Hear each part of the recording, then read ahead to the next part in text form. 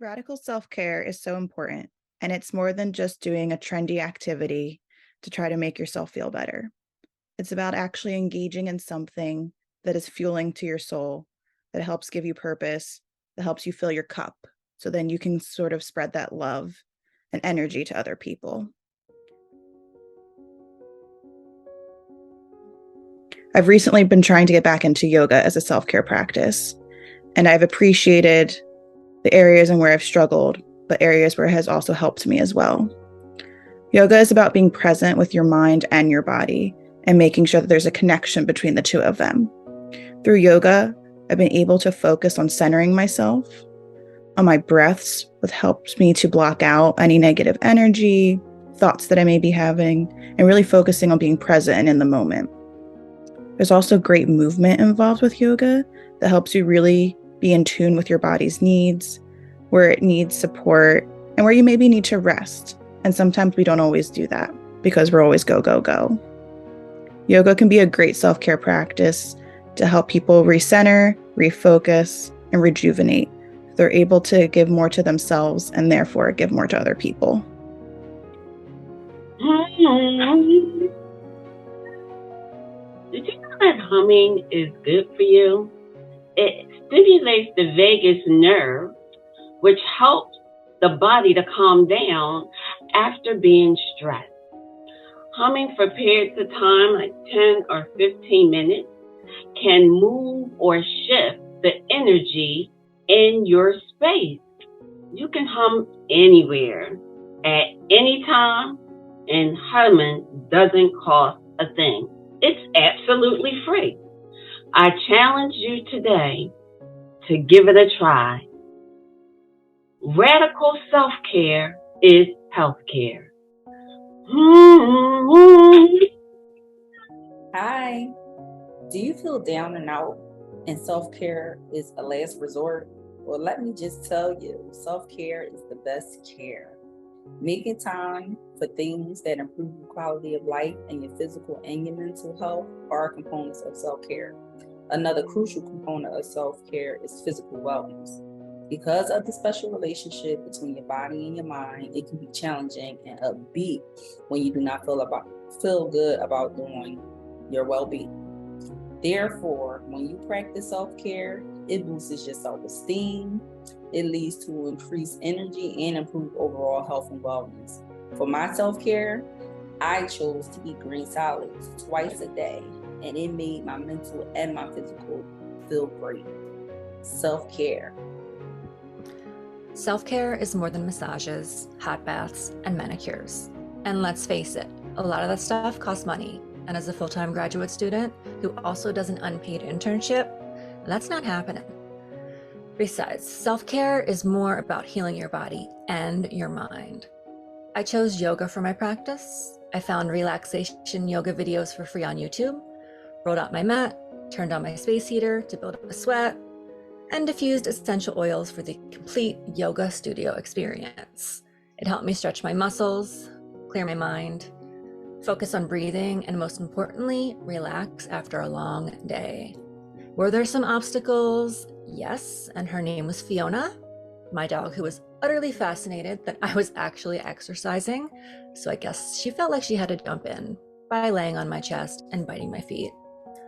That aside, what I learned about yoga is that it's not just about getting my body moving, it's also about letting go of all of those negative thoughts that are polluting my brain. And it just let me focus on just being. And it made all of the difference in the world. Hello, my name is Emily Berardi. I am currently a social work graduate student at West Chester University.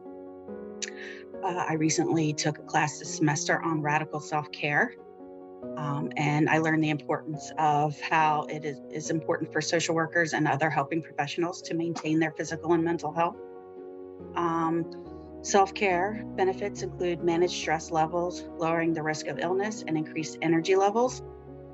So during the radical self-care class, students chose a self-care method to practice for 8 weeks. So I thought about doing like yoga or walking or meditation, but I wanted to do something a little bit outside my comfort zone and something a little bit different. So I chose cold therapy. And by this, I chose to take cold showers for 3 times a week. So another benefit I thought about from the cold therapy is that it was free. I didn't need any extra equipment other than, my shower that I use daily.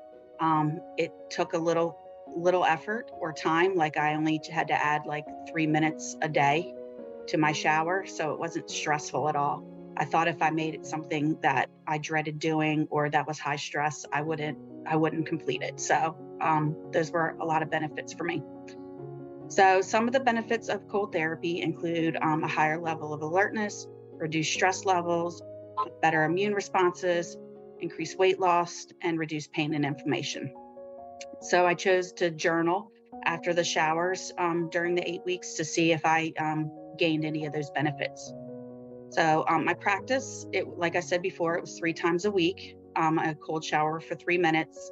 And that wasn't just 3 minutes in a freezing cold shower. Like I gradually reduced the temperature after taking a regular shower and then did 1 full minute in an all cold shower, which I know a minute doesn't sound like a long time, but I can assure you that it was both mentally and physically challenging to stay in that freezing cold water for a minute.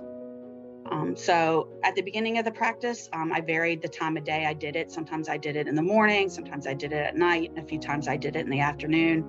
But I definitely found that I got more benefits out of doing it primarily in the morning. So for the last few weeks of the practice, I did it just in the morning. A lot of the benefits I found, I was definitely more alert in the morning. It was like I had like a Red Bull, like I was ready to start my day. I felt energized. I was just ready to kickstart my day. Another benefit I found was as the weather got colder, my skin was a lot less dry, which was nice in this weather. And I don't know if this is a benefit from the cold therapy, but I thought it was an interesting coincidence is that I suffer from migraines a lot. And during the 8-week practice, I only got 2 migraines, which is significantly less than what I usually get. So I thought that was interesting. The only drawback I found to it was I was less motivated on like cold and rainy days. But once I muscled through, I did feel the benefits. I was glad I did it. So that it just, on cold and rainy days, it was hard to get in a cold shower.